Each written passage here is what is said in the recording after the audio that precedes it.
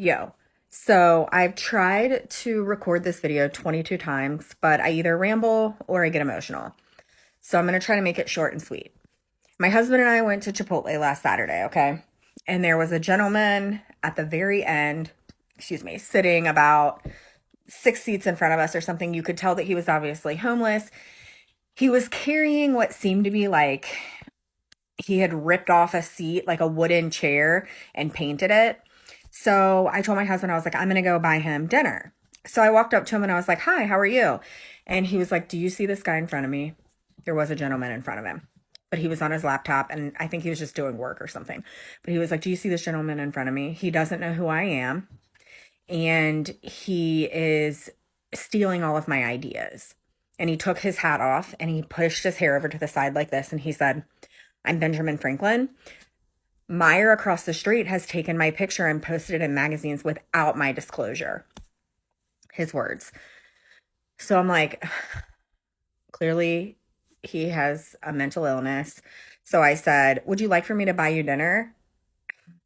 And he says, no, this place is shit. Talking about Chipotle. He's like, I don't even like this shit. And I was like, okay. I just thought I'd ask. And he's like, come here, come here. And he's like, come down here. So I get a little closer and I'm like, yeah. And he's like, I'm Elvis Presley. And I was like, that's cool. I'm just like, all right. So I go back and I sit with my husband and he's like, thanks. And I'm like, you're welcome.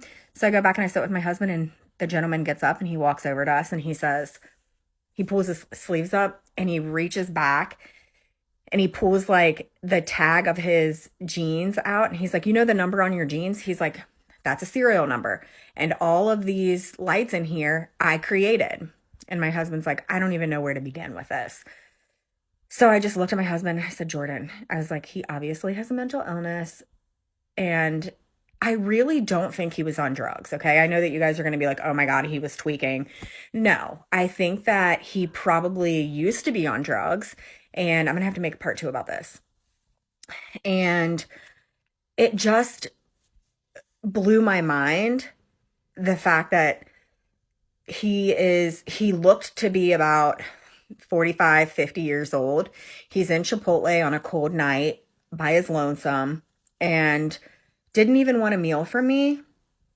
And yes, he had mental illness. That's what my story is about right now. Go to part 2.